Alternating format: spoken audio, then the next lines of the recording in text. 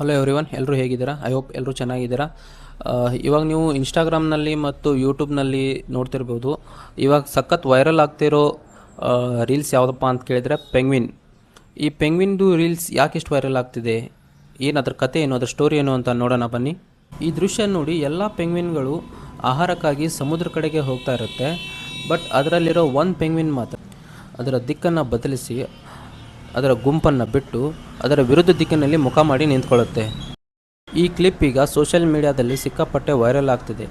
ಈ ಪೆಂಗ್ವಿನ್ ಸಮುದ್ರಕ್ಕೆ ಹೋಗೋದನ್ನು ಬಿಟ್ಟು ಸಾಮಾನ್ಯ ಹಾದಿ ಅಂತ ಗೊತ್ತಿದ್ರೂ ಕೂಡ ಆ ಮಂಜಿನ ಬೆಟ್ಟಗಳ ಕಡೆಗೆ ಹೆಜ್ಜೆ ಯಾಕೆ ಹಾಕ್ತಿದೆ ಅಂತ ಆ ಪೆಂಗ್ವಿನಿಗೆ ಬಿಟ್ಟರೆ ಮತ್ತೆ ಯಾರಿಗೂ ಗೊತ್ತಿಲ್ಲ.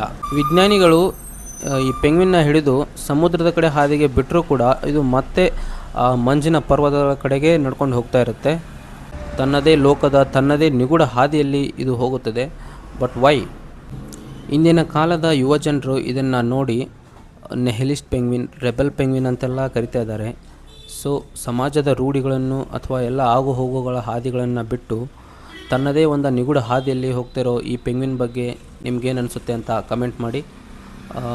ಹಾಗೆ ಇದೇ ಥರ ಇನ್ಫಾರ್ಮೇಟಿವ್ ವೀಡಿಯೋಸ್ಗಾಗಿ ನಮ್ಮ ಪೇಜ್ನ ಫಾಲೋ ಮಾಡಿ, ಲೈಕ್ ಮಾಡಿ, ಶೇರ್ ಮಾಡಿ ಮತ್ತು ಕಮೆಂಟ್ ಮಾಡಿ. Thank you.